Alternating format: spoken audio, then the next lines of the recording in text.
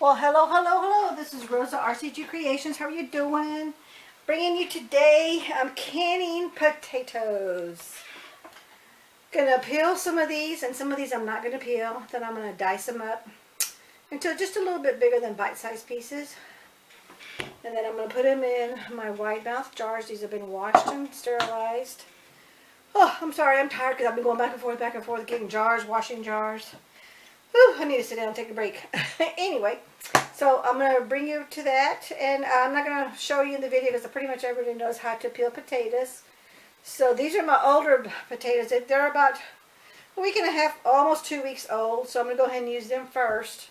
Then I'm going to use my new ones. So we've got some russets and we got some white, and I will label each jar with a W, so I know that that's white, and then R would be R for russet. So that way we'll know. But to me and my husband, a potato is a potato, so it doesn't really matter. But anyway, and some of these I'm going to peel, some of them I'm not going to peel. And then I'll bring you at the next phase when it goes into the canner. Alrighty?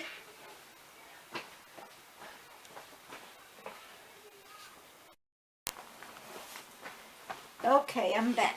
Now, I've put all the potato, I put one. Oh, what does what recipe say? It asks, if you're doing quarts, you do 2 tablespoons of butter. If you're doing pints, which is what these are, wide mouth pints, you do half a teaspoon of salt. And 1/4, oh, I'm sorry, I just messed up. For pints, you do 1 tablespoon of butter and 1/4 teaspoon of salt. For quarts, you do 2 tablespoons of butter and 1/2 teaspoon of salt. And then, so I've got them all salted. And what's nice is you could see which jars you've done. That way you don't over salt. You can totally omit the butter or omit the salt. It's totally up to you. And make sure that you're using canning salt or salt that's doesn't have any iodine. And I buy the Norton Natural Sea Salt with no iodine, and then I buy the container, then I vacuum pack it in assorted jars. And this is an Ragu American pasta sauce. But isn't that a cute little mini jar? Isn't that cute? And this is just a lid that fits that. But this is a regular Atlas Mason jar, and this does. It's 4 ounces. There's little labels here that's embedded on the jar itself. But that's a cutie, isn't it? And then I also have a little squatty. Isn't that cute? This one I did with no butter just because I wanted to see what it tasted like with no butter. So that one, because that's an oddball, that would be easy to find out. So I know, and I wrote down my notes, no butter. So now I always want to double check your rims. So what you want to do is double check with your finger. Make sure there's no nicks on any of your jars. And you want to do this just before you put the lids on, even after you wash them and stuff, because you know what? Things happen. And if somehow they trip, they slip, or they fall, or they, as you're washing them, or they're in the sink, or they're in your drying rack, dishwasher, whatever it is that you have, you always want to double check your jars. Ooh, let me get my little squatty.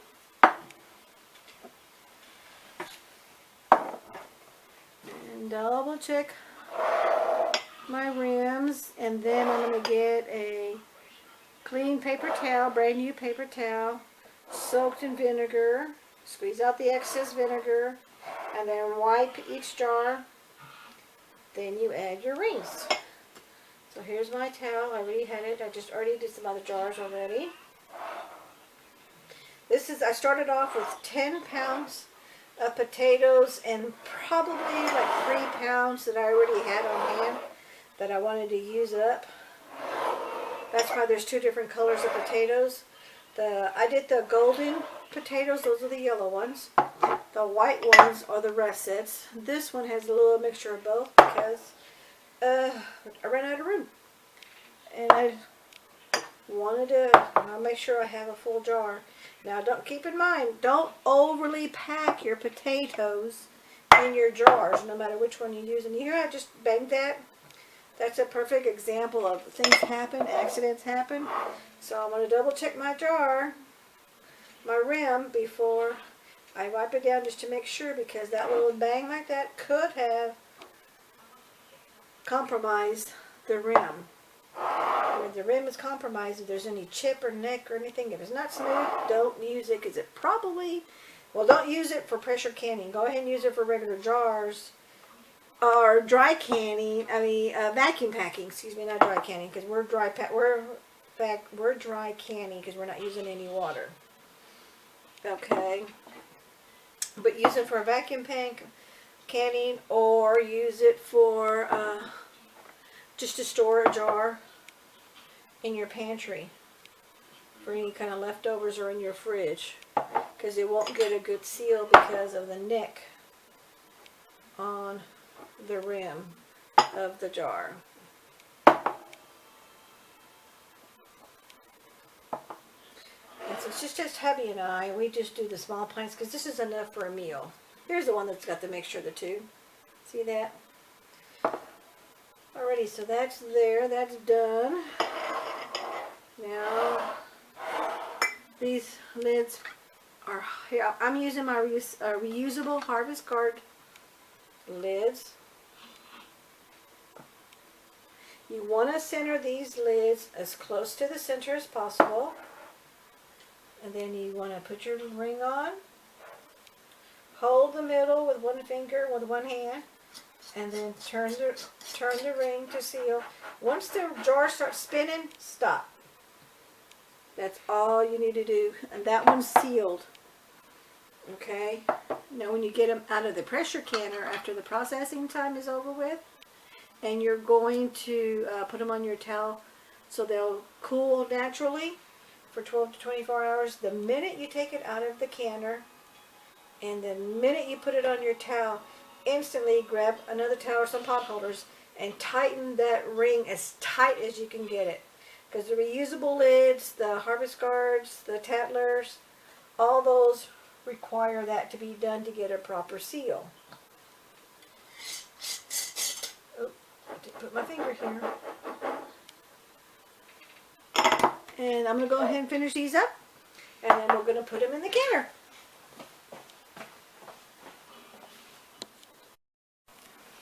Okay, I'm back. I ran out of my Tattlers and I didn't want to have to sit and wait to heat them up, because Tattlers and reusable lids, like the Harvest Guards, you have to put them in boiling hot water, even though the metal lids, these metal lids and all that, you don't have to do that anymore. If you're processing, I wrote it down in my notes, if you're processing over 10 minutes, you don't have water bath or pressure canning. If you're doing it for over 10 minutes, you don't have to heat the lids up, because what you want to do when heating them, the old method with the older jars, the metal lids, they call metal lids or button lids, depends on their terminology, what you're used to. The rubber had to be heated before you put it on the jar. Well, the new method, I think it was like a year, 2 years ago, they came out with, maybe a little bit longer, I forget which, that the new rubber here, you don't have to heat them. So these have not been heated. I just keep mine in a little baggie. But I wash them and I manually dry each one, just like I manually dry each ring as soon as I get them out of the jar, or when I take them off the jar after they're through processing. That way they don't get all rusty, and I manually dry every single one, you know, so I'll make sure it's totally dry and that it's going to last a lot longer. It's a little bit of extra time, yeah, but I'm preserving my product, so I don't have to worry about buying more. Now this one, so here's your jar. I personally like, here's the bird ball. I like to move it so the ball is right there in front. So the first thing that you see, then you put your ring on.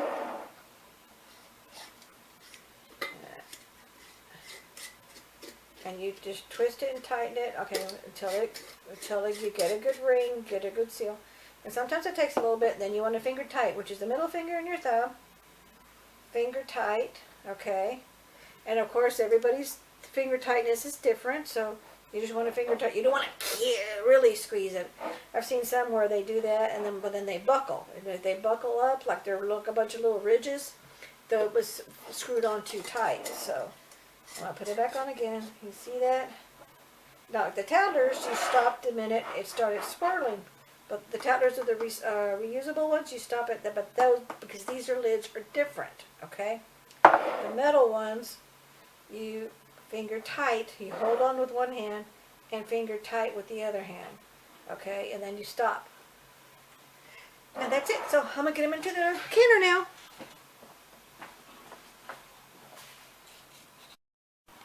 Okay, I'm bringing you up here to the canner.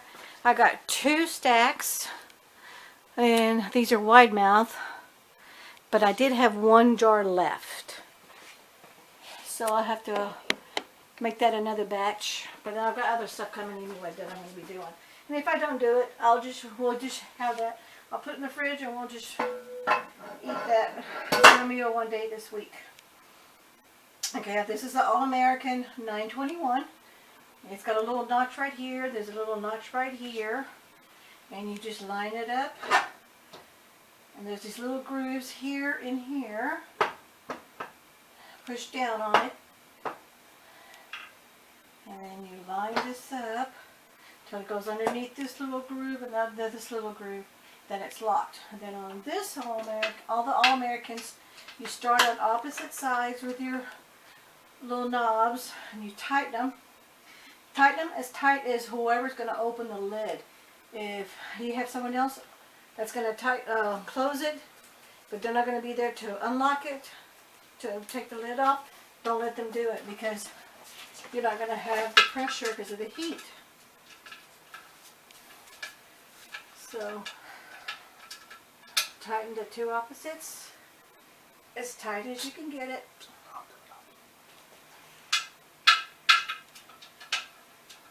And sometimes if you didn't unloosen them loose enough, you got to unloosen it till it goes into the groove. And then it goes in, it slides in. Tighten it up. Now we're going to turn the heat on. Since I started with cold potatoes, cold jars, I started with a cold canner. You don't really want to instantly put it on high heat.